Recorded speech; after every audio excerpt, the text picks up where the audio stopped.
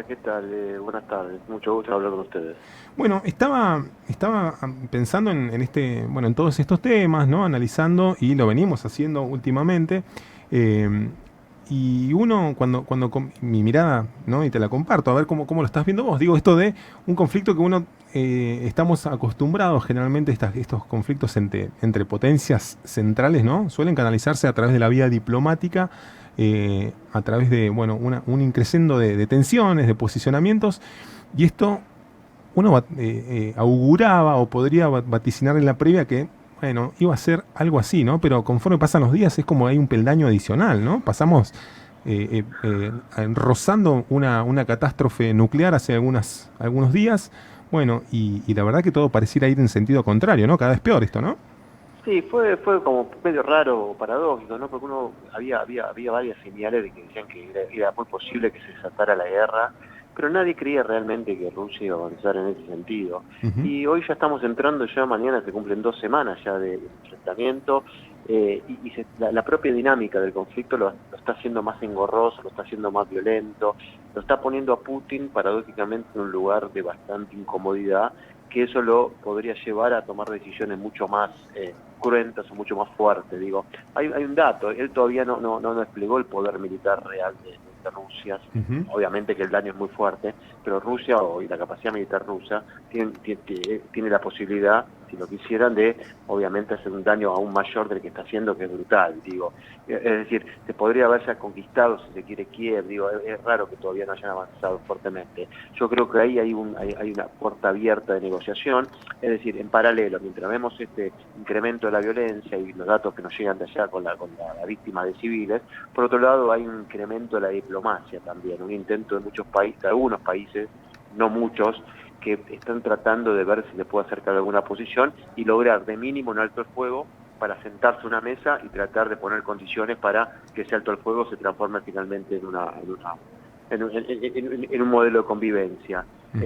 Digo, tuvimos a Francia muy activo, tuvimos a Alemania muy activo, tuvimos a Israel muy activo. Cuando digo activo son los países que tienen pueden hablar con cualquiera de los dos líderes. Ahora Claro.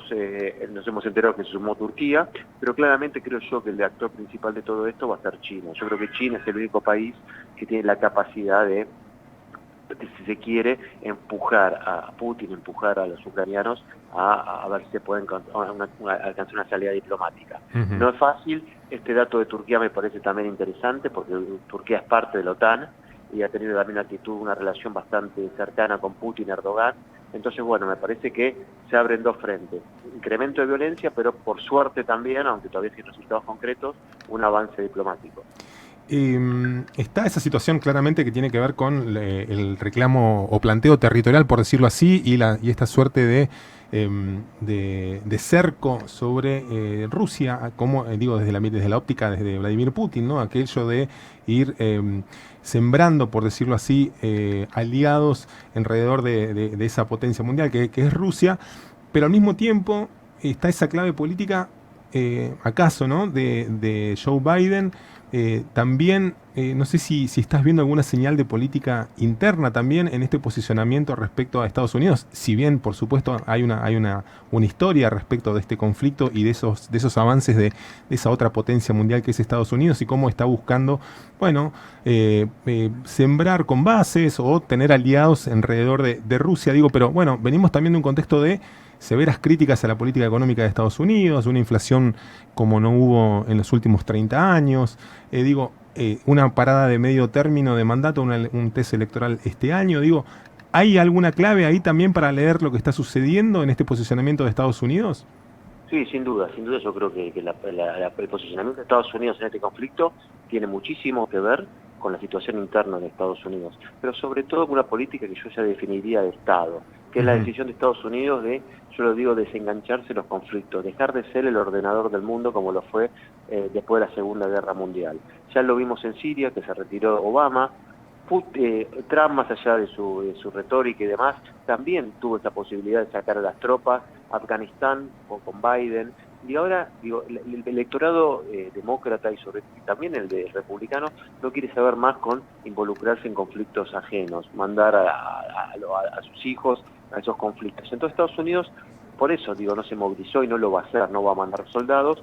Lo que sí está haciendo es tratar de arrinconar a Putin con sanciones económicas muy severas, que generalmente no dan demasiados resultados, sobre todo para frenar a una persona como Putin, un líder como Putin, que ha demostrado que eso mucho no le afecta. Pero de todos modos creo que esta vez ha logrado de cierta manera empezar a erosionar un poquito la interna de Rusia. De nuevo, creo que es poco. Estados Unidos y los demócratas y los republicanos, esto es Biden, pero podría haber sido Trump también, digo, no se van a involucrar en conflictos ajenos. Entonces esa dinámica me parece que no va a cambiar, salvo obviamente que esto tome otro cariz, que bueno, que haya un desbande absoluto y que Putin vaya por más. Entonces bueno, ahí podemos estar hablando de otra cuestión. Por ahora me parece que Estados Unidos piensa más en la política interna que en poder involucrarse ahí en Europa. Aún con el costo económico que podría llegar a... Y me río un poco, ¿no? Porque digo, la necesidad tiene cara de hereje. También estábamos viendo ayer, digo, el costo económico por un lado de esa restricción de compras al crudo ruso que estuvo anunciando ayer Biden, y del gas también. Claro. Cómo eso también puede, si bien va a conseguir petróleo en el resto del mundo, ¿no? O puede producirlo, igual acaso sea otro tipo de petróleo que está proveyendo Rusia, digo, pero esto de que también es un empuje adicional a los valores extremos de precio del petróleo en este mundial, que lo puede pagar con inflación, y eso cómo lo estrecha una vez más en tratar de tener algún vínculo comercial con Venezuela, ¿no? Bueno, por eso sí te das cuenta que bueno, cuando los intereses son mucho, la política internacional son mucho más importantes los intereses que los ideales o lo ideológico, ¿no? Yo creo que, a ver, Estados Unidos ha trabajado mucho durante las últimas décadas en poder autoabastecerse energéticamente, en verdad, justamente para estas situaciones, para enfrentarse a estas situaciones donde no quiere quedar dependiendo. Yo creo que lo ha alcanzado. Obviamente que la preocupación tiene que ver, como decís vos, con el tema del precio del petróleo, cómo se dispara eso, cómo eso afecta a la economía mundial. Entonces, en ese sentido, se acerca a Venezuela, no importa quién gobierna. También se acercó a Israel pidiéndole también la posibilidad de que Israel, que ha descubierto algunos yacimientos así para la extracción de gas, digo, se está moviendo en ese sentido. El gran problema lo tiene Europa, porque el 40% del gas depende del suministro que le da Rusia. Por eso Europa no se plegó a las sanciones. No sé, ahí vimos el primer cortocircuito dentro del bloque occidental, ¿no? Estados Unidos, Gran Bretaña, con sanciones que también en el sector de gas y el petróleo, pero Europa dijo que no.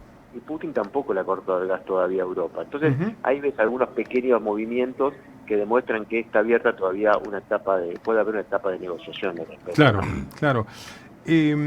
Respecto de hipótesis de evolución de este conflicto, digo, porque empiezan a aflorarnos los recuerdos no estamos diciendo que sea ni parecido, pero que sí son episodios de bélicos o guerras prácticamente que tuvieron desarrollo en esa zona de injerencia, básicamente, ¿no? Bueno, por un lado Afganistán, por otro lado el conflicto checheno, por otro lado también la ex Yugoslavia, ¿no? Digo, también puede este conflicto tomar, bueno, esa suerte de forma de conflicto permanente con puja territorial, digo, ¿podemos ver que esta guerra se transforme en eso y no en un conflicto de todo o nada? A ver, yo creo que el riesgo está sobre todo qué va a hacer qué va a hacer Rusia, Putin, una vez que termine de conquistar territorio, si llega a ese punto. Porque ahí las grandes potencias o los conquistadores tienen opciones, ¿no? Es ganar e irse, ganar y quedarse y poner un gobierno títere, o quedarse ellos mismos.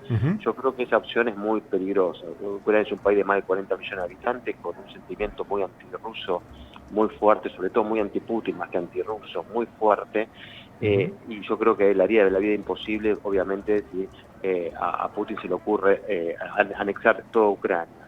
Yo creo que ahí la salida de mínima que Putin podría aceptar es quedarse con Crimea, quedarse con estas dos regiones que declaró la independencia, y garantizarse que Ucrania, o lo que quede de Ucrania, no pasaría a la OTAN, ¿no? Que un compromiso explícito. Yo creo que cualquier otro escenario sería muy complicado para Putin, y yo creo que, como decís vos, podría desencadenarnos un enfrentamiento civil que ya existía en Ucrania, ¿no? En la parte este, recordemos que hubo 14.000 muertos desde 2014 hasta ahora, por estas regiones independentistas entre los prorrusos y los pro-occidentes, si se quiere, ¿no? Entonces, eso se podría expandir a toda Ucrania, y ahí sí un escenario, bueno, bastante complicado, y que nos haría recordar esas batallas, esas guerras intestinas dentro, que bueno, obviamente que desangraron Yugoslavia, bueno, que han tenido, y Rusia también, que ha intervenido en lugares como Chechenia, como mismo dijiste, Georgia y en otros lugares. Pero creo que Putin, si actúa racionalmente, me parece que es una opción que yo creo que no le conviene, pero bueno, no sé, es un análisis nada más. Claro. Tengo una última y tiene que ver con la cobertura de que estés viendo, leyendo, las redes sociales. Viste que, no sé, no estamos viendo imágenes o sea, estamos viendo imágenes crueles, obviamente de personas muertas, básicamente, ¿no? Imágenes de edificios derruidos, aquella imagen de bombardeo a metros de una central nuclear 10 veces más grande que la de Chernobyl. Digo, por otro lado, bueno, ¿cómo estás viendo básicamente la cobertura y el desarrollo de la información? Y bueno, el tema de las redes sociales, lo fake, lo no fake, digo, ¿qué análisis nos podés aportar al respecto? Mira, yo creo que esta guerra, además de todo lo que nos sorprendió y que se esté dando en Europa y que esté involucrada una gran potencia y que haya un enfrentamiento con otras grandes potencias, lo que a mí más me sorprende es justamente eso, lo que decís vos, la cantidad de flujo de información que llega. Creo que nunca, yo por lo menos no recuerdo la catarata de redes sociales, televisión y demás. Y ahí ya es muy difícil poder distinguir entre la buena y la mala información, qué es real, qué no es real. Entonces me parece que esta guerra también nos está enseñando y se nos complica entender el conflicto. Vos fíjate que no se habla no hay números de víctimas civiles, sobre las víctimas del ejército o los muertos del ejército ruso. Los rusos dicen son 500, los ucranianos son 11.000. A las imágenes, no sabés qué imágenes podés confiar o no. Obviamente esto tiene que ver mucho con el usuario, ¿no? Con quien recibe esa información, en quién confía y en quién no. Pero creo que esto aporta gran confusión también a todo. Es muy difícil tener certeza absoluta de lo que llega desde allá en la información real. Y eso dificulta el análisis y dificulta un montón de interpretaciones sobre el conflicto. Así que me parece que también es otro aprendizaje para los medios, para los analistas, para todos los que de cierta manera les interesa y quieren saber qué está pasando. Estamos en otro mundo, en el mundo de la revolución tecnológica. Me parece que con esta guerra desbordó cualquier margen de control de la información, ¿no? Y bueno, nada, es el escenario que tenemos hoy en día. Claro que sí, y bueno, estamos viendo eso, ¿no? Esa otra, entre comillas, guerra que también se da con siempre, ¿no? Recuerdo aquellos vuelos sobre Vietnam, de soldados, o sea, de la Fuerza Aérea estadounidense, ¿no? Con esa campaña de panfletos, ¿no? Informativa o desinformativa. Bueno, en Afganistán otro tanto. Bueno, está en las redes todo eso ahora, ¿no? Sí, claro. Siempre los países han intentado, obviamente, controlar la comunicación y llevarla, obviamente, con el objetivo de mensajes hacia su propia opinión pública, para calmar, para mostrarle al mundo determinadas cosas. Pero creo que eso está desbordado hoy en día, ¿no? Ya nadie lo puede controlar. Alguien puede sacar algo, pero eso ya pierde control. Entonces, me parece que es una nueva etapa en términos de comunicacionales, lo que es la guerra, ¿no? Y la violencia. Damián, muchísimas gracias por tu tiempo, que tengas muy buena tarde. Gracias a ustedes, abrazo.